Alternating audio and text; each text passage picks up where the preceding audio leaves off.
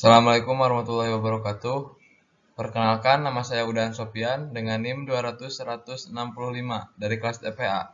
Di sini saya akan mempresentasikan tugas pra field trip Cepu 2023-2024. Baik, yang pertama itu pemboran. Untuk yang pertama itu ada power system. Power system atau sistem tenaga dalam suatu operasi pemboran terdiri dari dua subkomponen utama, yaitu yang pertama ada power supply equipment, yaitu tenaga yang dibutuhkan pada suatu operasi pemboran dihasilkan oleh mesin-mesin besar yang dikenal dengan prime mover atau penggerak utama. Tenaga yang dihasilkan tersebut digunakan untuk keperluan-keperluan sebagai berikut seperti sirkulasi lumpur, hoisting, dan rotary drill string.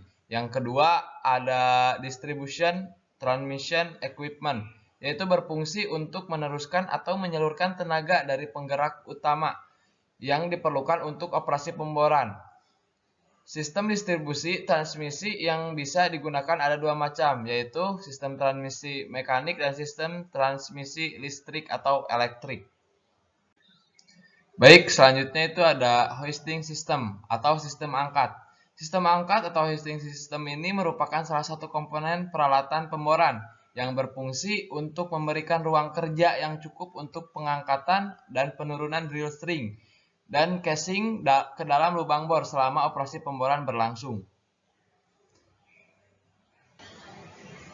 Sistem pengangkatan ini terdiri dari dua subkomponen utama, yaitu struktur penyangga atau supporting struktur yang dikenal dengan nama rig dan peralatan pengangkatan atau hoisting equipment.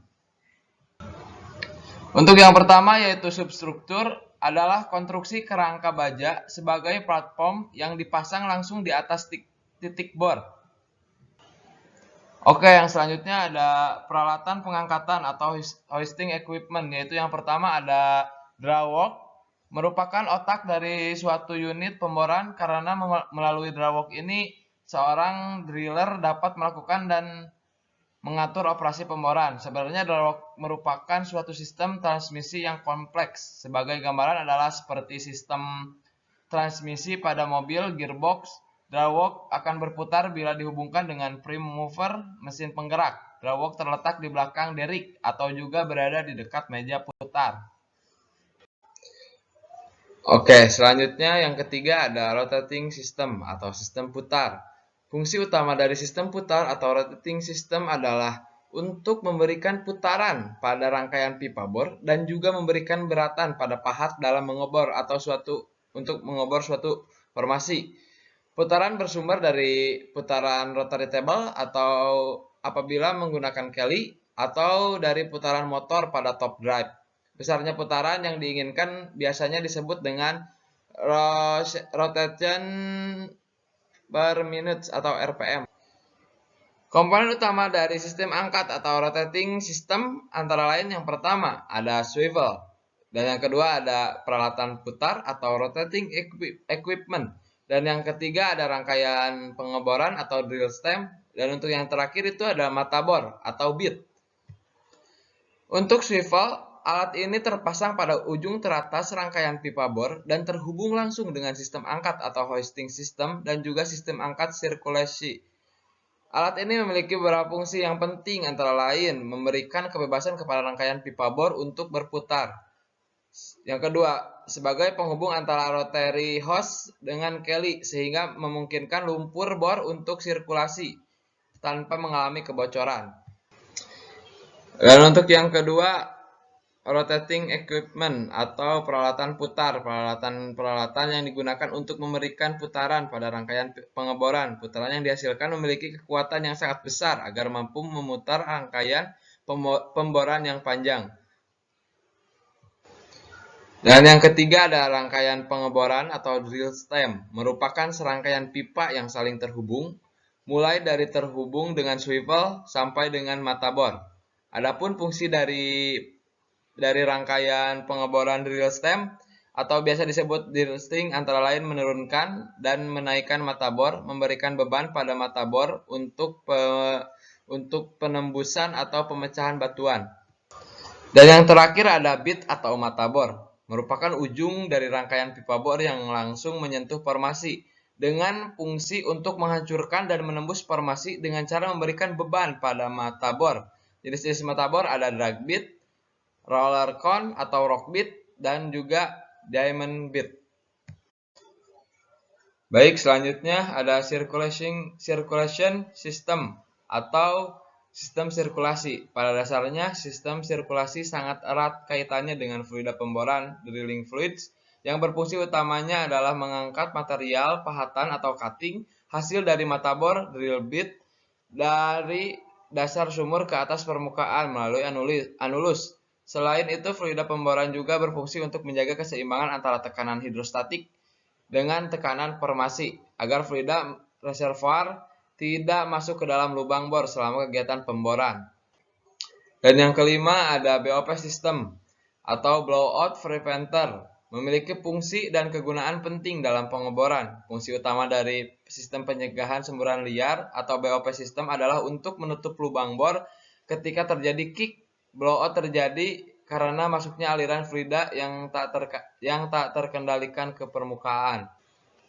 Bagian-bagian dari BOP system ada injector head, ada drill floor, ada mud returns, ada annular preventer, blind rams, ada shear rams, ada wellhead casing or Christmas tree, ada cuk. Baik, bab kedua yaitu tentang produksi.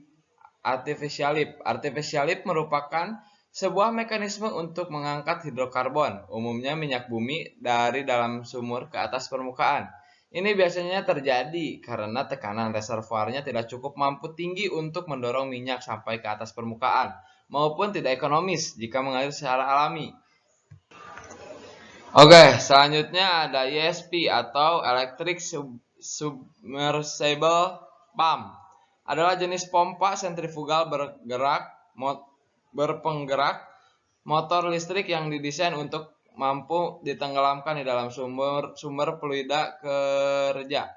Tujuannya adalah untuk dapat menghindari terjadinya kapitasi pada pompa. Pompa dengan desain khusus ini digunakan pada kondisi-kondisi yang khusus. Baik, yang kedua itu ada PCP atau Progressive Capacity Pump, adalah suatu jenis pompa yang digunakan dalam industri perminyakan. PCP sendiri merupakan salah satu alternatif yang baik untuk pengangkatan buatan karena mempunyai kekompakan dan efisiensi yang tinggi dengan biaya yang rendah dibandingkan pompa lainnya. Oke, untuk bagian-bagian dari PCP tersebut ada yang pertama ada flow line, kemudian ada prime mover, ada wellhead drive, coupling atau centralizer, terus ada rod string, production tubing, rotor, dan juga stator. Baik, yang ketiga ada SRP atau Suck Rod Pump. Pengoperasian pompa unit atau Suck Rod Pump merupakan salah satu teknik pengangkatan buatan yang digunakan untuk membantu mengangkat minyak dari dasar sumur ke permukaan tanah sampai ke tangki penampungan. Metode ini digunakan karena penurunan energi alami atau tekanan reservoir sumur tersebut sudah tidak mampu lagi mengangkat minyak ke permukaan. Prinsip kerja pumping unit yaitu mengubah gerak rotasi dari prime mover menjadi gerak naik turun oleh sistem pitman crank assembly. Kemudian gerak naik turun ini melalui walking beam ini diteruskan ke horse head, dijadikan gerak lurus naik turun, up stroke and down stroke, untuk menggerakkan plunger melalui rangkaian rod. Suck rod pump ini bisa disebut juga dengan pompa angguk. Oke, untuk selanjutnya ada HPU atau Hydraulic Pumping Unit, merupakan salah satu artificial lift yang digunakan untuk memproduksikan fluida dari dalam sumur menggunakan sistem hidrolik yang berada di atas permukaan. Next ada gas lift. Gas lift adalah suatu metode pengangkatan buatan yang dilakukan dengan cara melakukan injeksi gas dengan tekanan tinggi ke dalam sumur melalui anulus casing dan masuk ke dalam tubing. Next, bab 3 yaitu tentang service facility. Yang pertama itu ada SPU atau stasiun pengumpul utama, merupakan suatu tempat yang di dalamnya berisi peralatan-peralatan yang untuk mengarahkan, menampung, memisahkan, mengukur, dan mengalirkan minyak mentah. Minyak mentah dari stasiun pengumpul dan sumur-sumur sekitar dialirkan melalui flow line atau pipa alir dan dikirim ke SPU. Yang kedua ada separator. Separator adalah suatu alat berbentuk tabung dan memiliki tekanan yang berfungsi untuk memisahkan dua, air dan minyak atau tiga jenis zat, air, minyak, dan gas yang memiliki densitas yang berbeda. Pada pemanfaatannya, separator biasanya digunakan untuk memisahkan fraksi minyak dan air sebelum dibuang ke lingkungan sekitar agar tidak menimbulkan pencemaran maupun dengan tujuan menghasilkan liquid tertentu sesuai dengan yang diinginkan seperti pada sektor migas.